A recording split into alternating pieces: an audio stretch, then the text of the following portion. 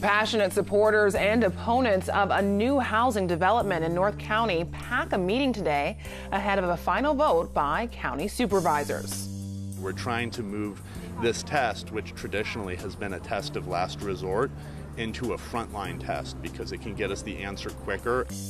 A new test for infants could mean the difference between life and death, and the state is putting up millions of dollars to make it happen. And ahead of the anniversary of Alfred Olango's death, his family demands justice from the El Cajon Police Department. KPBS Evening Edition starts right now.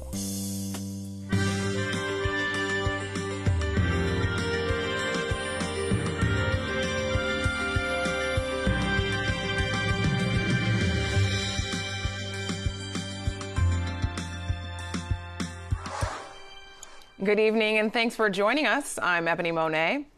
The San Diego County Board of Supervisors has voted to move forward with the largest new housing development project in North County. Newland Sierra plans to build more than 2,000 new homes in the area. KPBS reporter Priya Sridhar has the story. North County residents and stakeholders packed into the County Board of Supervisors Hall Wednesday morning, speaking passionately for, I strongly recommend a yes vote for Newland Sierra. Thank you. And against. Newland Sierra is just old-style 1980s development. The proposed plan by developer Newland Sierra to build 2,000 new homes on 600 acres of land a few miles west of Interstate 15, north of Escondido. Supporters of the developer say it could provide much-needed affordable housing in the area. I'm 32 years old, and I'd like to settle down, have a house with a yard, and raise a family. Many of my peers feel the same way. But we have found that there are very few desirable homes to buy, especially for middle-income households. Those against the plan say the schools and roads in their community can't handle an influx of people. This project is going to create gridlock traffic on the I-15 and on surface streets in San Marcos. It's going to overcrowd our San Marcos schools. They have no plan for a district school on site. It's going to destroy irreplaceable wildlife and habitat in that area, such as the bobcats, the gnatcatcher, any other wildlife that's unique to this region. The San Diego Housing Regional Planning Agency says North County will need to increase the number of houses by 26% in the next 3 decades to meet the needs of the growing population. Representatives for Newland communities say they believe the proposed project will help bridge that gap. People who are actually working in this inland area are having to commute in from other areas. So although we're only proposing 2,100 homes, we are proposing a broad range of homes, broad price points, broad types to potentially house some of that workforce that has to commute in now. But current residents believe the County Board of Supervisors is abandoning the general plan it passed in 2008, outlining policies for development in the area. And that rural dream of having a home in a nice, quiet area where you can still see the stars is going to be annihilated by this development, and it's just not a good fit for San Diego. Please vote no. In addition to the 2,100 homes, Newland Sierra plans to build 80,000 square feet of commercial space. Priya Sridhar, KPBS News. San Diego home prices continue to rise this summer, but the number sold was down significantly. Real Estate Information Service CoreLogic reports a nearly 9% decrease in homes sold in August compared to a year ago, while the average price of homes in the county ticked up by roughly the same margin. CoreLogic says this summer was the slowest in 4 years due to a lack of affordable inventory. Meet Maverick. He's an 11-month-old who likes attention. But days after Maverick was born, his parents noticed something was wrong. 30 seizures per hour. The family was referred to a specialist at Rady Children's Hospital. We asked him to be very blunt, and he was very blunt. And he told us, he doesn't think he'll live past 2 months old, if that. Because his organs had already started shutting down. He had started getting very gray. And so he was essentially dying. The family was told they could try a test called rapid genome sequencing. We use this test for children that we don't have a clear explanation for why they're sick. Rady Children's has been using genome sequencing tests for the last couple of years. When we used to do genetic testing, we could look at, imagine one sheet of paper at a time, so one gene at a time. When we do whole genome sequencing, we're able to look at the entire plan all at once. In Maverick's case, the test found the newborn was suffering from a rare form of epilepsy. Coming up with a diagnosis when the devastation has already happened, when the child has already been injured, is much less useful than coming up with a diagnosis when you still have a chance to do something about it. The advanced test found Maverick's constant seizures could be controlled simply with diet and vitamins. No seizures since he's been given the B6. Now Rady Children's is partnering with the state of California to expand the testing to 4 hospitals in California. We're trying to move this test, which traditionally has been a test of last resort, into a frontline test because it can get us the answer quicker. Under the new pilot program, Medi-Cal is putting up $2 million for sick babies to get tested. Backers of the technology say it could also reduce healthcare costs thanks to faster testing. After all the pain that he has gone through, that's one of the things that we wanted to be able to do is just share his story so others can have access to the type of testing that he had that saved his life. Are we friends now? What's happening? What do you think we should do? We're good. Matt Hoffman, KPBS News. This advanced testing program is currently only available for children in intensive care. San Diego state lawmaker Joel Anderson has been officially reprimanded by his Senate colleagues. This stems from an incident last month where Anderson, who represents Alpine, allegedly inappropriately touched a lobbyist at a Sacramento restaurant and threatened to, quote, bitch slap her. The California Nurses Association, where the lobbyist works, was hoping for Anderson's resignation. Instead, the Senate submitted a letter of reprimand calling his behavior unacceptable. Anderson terms out in November, but is vying for a post on the Board of Equalization. Democratic congressional candidate Amar Campa-Najjar is hoping to unseat Representative Duncan Hunter. Najjar faces an uphill battle as the East County district is majority Republican, but his opponent has been indicted on charges of campaign fraud. Najjar spoke with KPBS reporter Jade Hyman earlier today.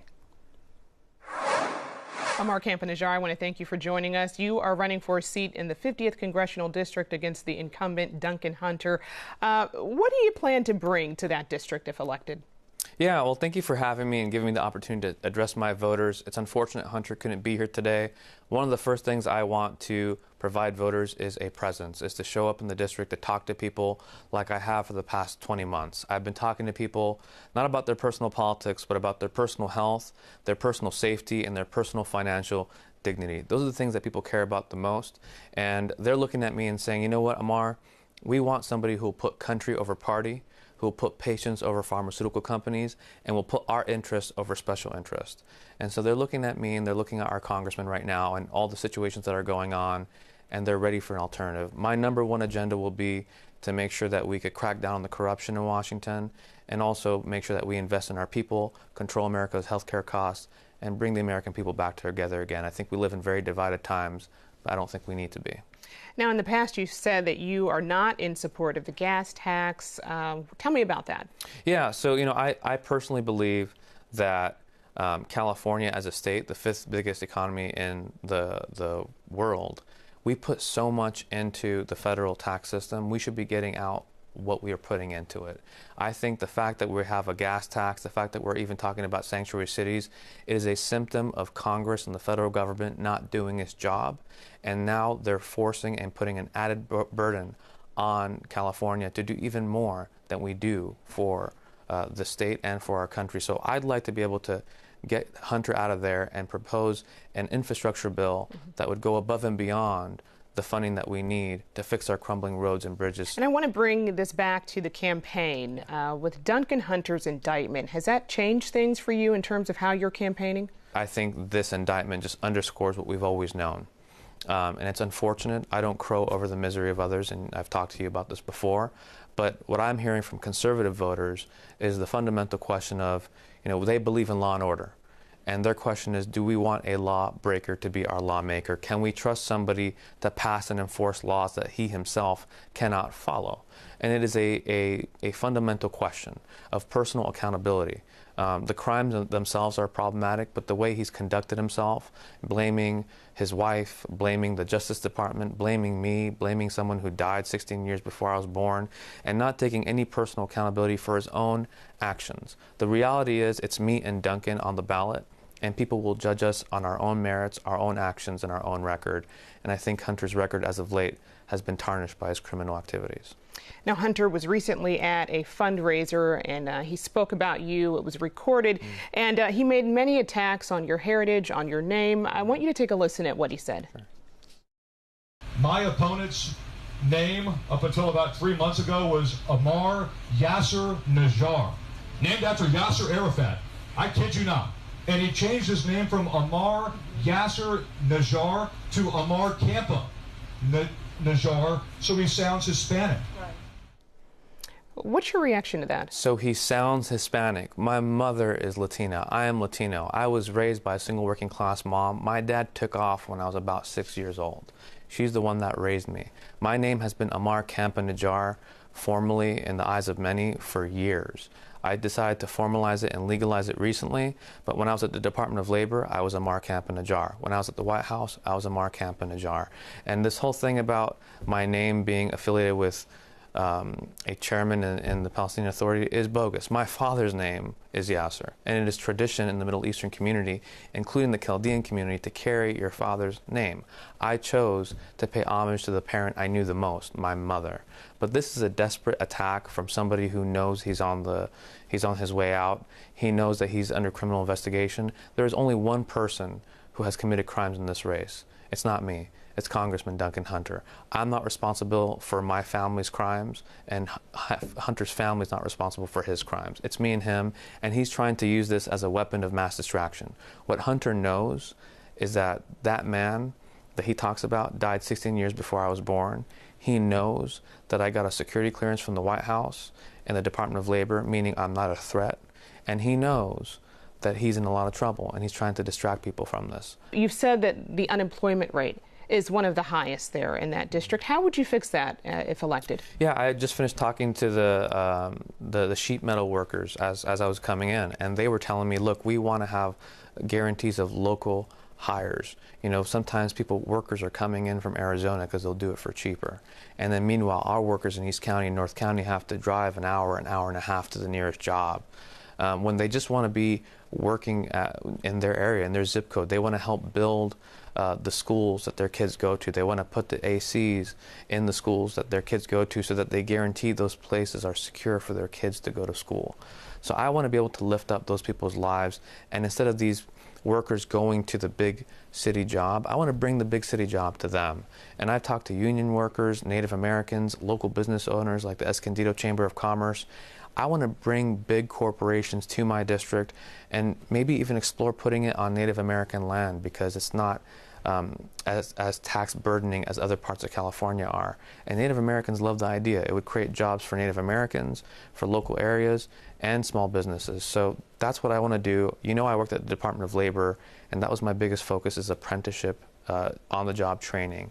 And I think if I could help people with good jobs, that would lift up everybody's life. For me, my number one focus is jobs in the economy. It's the simple fact that if we have more people working, there's 6.7 million job vacancies in this country, and 6 million people looking for work. If we could fill those job vacancies, that's more taxes that are going to our tax code. That means we could protect Medicare, Social Security, and do more things like pass an infrastructure bill and fix our crumbling roads and bridges. You think you can win in a heavily Republican district? I know I can, because the people in our district are fed up. And it's not about me, it's not about Hunter, it's not our seats, it's the people's seat.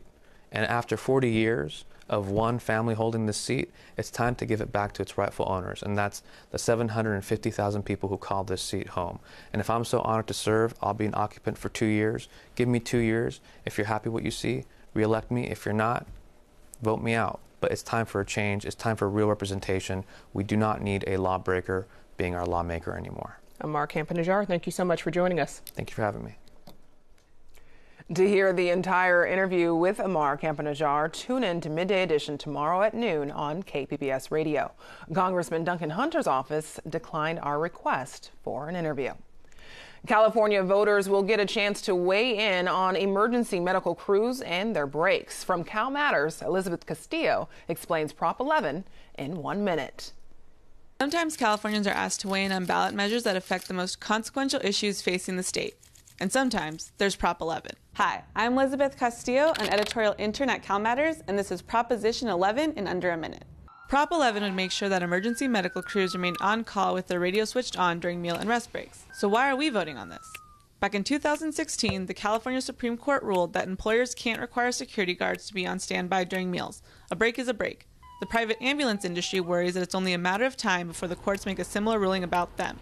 In fact, some companies, like American Medical Response, are already facing class action lawsuits over break time. The company is backing Prop 11 to keep the courts from getting a crack at the question. Supporters point out that these workers are emergency responders, the people who need to be ready to roll. Under the ballot measure, ambulance companies would simply give workers additional time off for any interrupted breaks. Opponents say it's just one industry's backdoor way around labor law. So, vote yes if you want to make sure that emergency medical crews remain on call during breaks. Vote no if you don't, or you want the courts to figure this one out. Okay, that's all for now. For more on Prop 11, check out our in-depth election guide at calmatters.org. Some San Diego security officers earn so little they are steps away from homelessness. This according to workers who organized a protest. They gathered this morning outside Sempra Energy headquarters downtown. USSA is contracted to hire security for Sempra, and protesters want Sempra officials to pressure this company to pay these officers more. Sempra Utilities is a multi-billion-dollar corporation that pays its contractor to secure its building, and that contractor in turn pays their security force close to minimum wage with no benefits and no protections on the job. Some of the protesters blocked the building's entrance by lying in sleeping bags. They tell KPBS News these sleeping bags represent the security officers who are either already sleeping in their cars or are one paycheck away from homelessness. Tomorrow marks 2 years since the shooting death of Alfred Olango. He was shot by an El Cajon police officer after his sister called 911 for help because he wasn't acting like himself. Family members and activists gathered today to remember and to renew a call to action. KPBS video journalist Katie Shulov has the story. We've gathered here because we have the 2-year anniversary approaching. Alfred Olango's youngest brother, Tony Abuka, says he was the first person at the scene after his brother was shot by Officer Richard Gonzalez. It definitely feels like it was just yesterday. Gonzalez said he thought Olango was pulling a weapon when he removed an electronic cigarette from his pocket. He was a father, a son, a brother, an uncle, a cousin, and a true friend. All of that wiped away in just seconds. Now they're calling on the El Cajon police chief to fire Gonzalez. Yes, kill my pillar because Alfred was my pillar. He was the pillar of the family. It hurts. Olango's father, Richard Olango Abuka, says a court date has been set for April 9th, 2019. Since Alfred was killed, a lot of people have been killed, even here in San Diego. Alfred Olango is still living through us. And we will continue to seek justice for people like Alfred Olango and others who have fell victim to these same issues. The family's holding a march and a candlelight vigil Saturday, starting at 7 p.m. at the site of the shooting, Poncho's Taco Shop in El Cajon. Katie Shulov, KPBS News. Olango's brother now helps to run the Alfred Olango Foundation and advocates for police reform and helps other families going through similar situations. I'm Judy Woodruff. Tonight on the NewsHour, Supreme Court nominee Brett Kavanaugh and the first woman to accuse him of sexual assault prepare to testify tomorrow. Coming up at 7 after Evening Edition on KPBS. CAL FIRE is gearing up for a potentially dangerous end to what has already proven to be a bad fire season in the state. Officials say they're monitoring incoming Santa Ana winds and are prepared to mobilize crews if gusts begin to pick up in Southern California. Officials say the next few months will present new challenges, pointing to high temperatures, a lack of moisture, and an increase of dry brush. They say even if rain picks up, it may make little difference. We may get some rain, but people have to remember that we haven't recovered from that drought. So when we see a little bit of precipitation, it doesn't affect the fuels. Within 10 to 12 hours, we could be right back at critical stages for fire growth. The state legislature granted CAL FIRE $234 million this week to aid in firefighting efforts. Officials with the agency say it was the earliest they've made a request for additional funding. Patchy clouds in the morning, but sunny and dry around the county with some chances for rain earlier next week as Hurricane Rosa reaches the Baja. Julia Wyden has the forecast. Good evening. It was yet another gorgeous day here. Now we are watching as we go through the next few days as our marine layer is going to start eroding. That means we'll still have some cloud cover and some fog during the overnight, but likely not as much as what we've seen recently in our coastal areas. On our big picture satellite and radar imagery, all of California is quiet. Again, some onshore flow still occurring, but that's going to break down somewhat over the next couple of days. We're also watching a system down off to the south and west. It is a tropical system, and it could potentially bring us some showers here as we head into Monday. More on that in a moment. For tonight, expect temperatures to drop down to the 50s and 60s for most of us. We'll be dropping down to 64 in Chula Vista. San Diego tonight in the metro area will be at 67 degrees, patchy low cloud. Again, not as much of that dense fog or that mist that we've seen recently in the overnight hours. Into Thursday, remaining hot in your desert and inland areas. Coastal areas should be fairly comfortable, a little bit on the warm side. High temp for San Diego, 80 degrees. Oceanside, 77. We'll be at 81 degrees in Chula Vista. Over towards Borrego Springs, your temperatures climbing up into the triple digits. Your weekend forecast staying dry. It's into Monday that we start to have some questions about rain due to Rosa. Here's Hurricane Rosa. You can see it's spinning again off the west coast of Central America. It is going to remain at hurricane status for the next several days, possibly even strengthening up to major hurricane status before curving up to the north and east, heading towards the Baja, again providing some rain around here as well, which could really help with our drought situation. Coastal areas looking at spotty showers on Monday, temperatures in the mid-70s.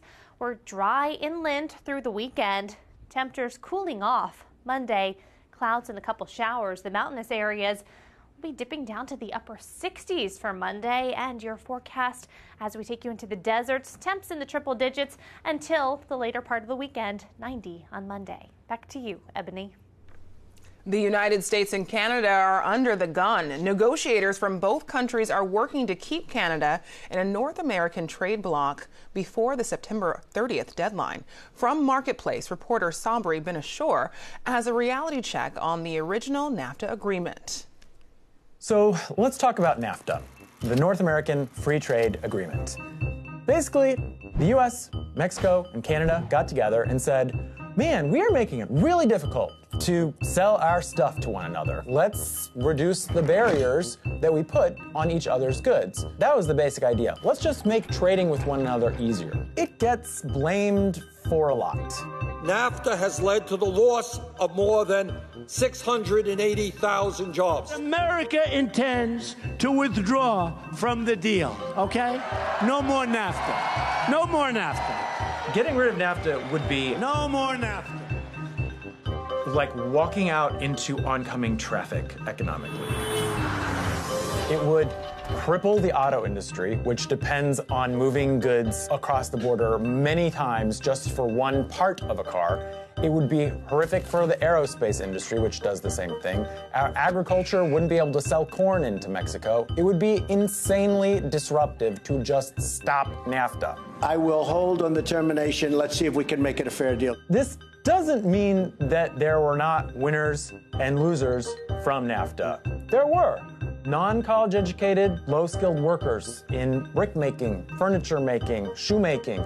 Those guys lost out. Their income went down 10 to 17% permanently after the start of NAFTA. And that's because those jobs went to Mexico. It's pretty hard to net out how many jobs were won or lost, because the ones you lost are different from the ones you gained. The ones you gained may be paying more than the ones you lost. And then you throw on top of that questions about automation and China. But when you put into context, you can't say that NAFTA was this radically job-killing, monstrous nightmare. It really wasn't. It's totally okay for economists to disagree about whether we protected the losers enough. There's a real strong argument to say we did not. The people who won Good for them. And a lot of them are shareholders in textile companies and auto companies that did well. The people who lost, some furniture maker in the South, we should have done more for them, and we didn't.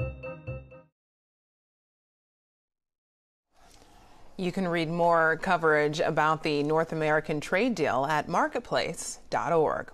Now here's a look at what we're working on for tomorrow in the KPBS newsroom. On Morning Edition and PBS NewsHour, we have live coverage of the Brett Kavanaugh hearing starting at 7 a.m. You can listen on 89.5 FM or watch on our digital channel, KPBS 2.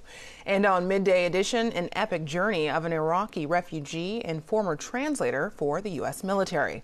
We'll talk to the producers behind a new film debuting at the GI Film Festival, From Baghdad to the Bay, tomorrow on KPBS Radio. You can find tonight's stories on our website, kpbs.org/evening edition. Thanks for joining us. Have a great night.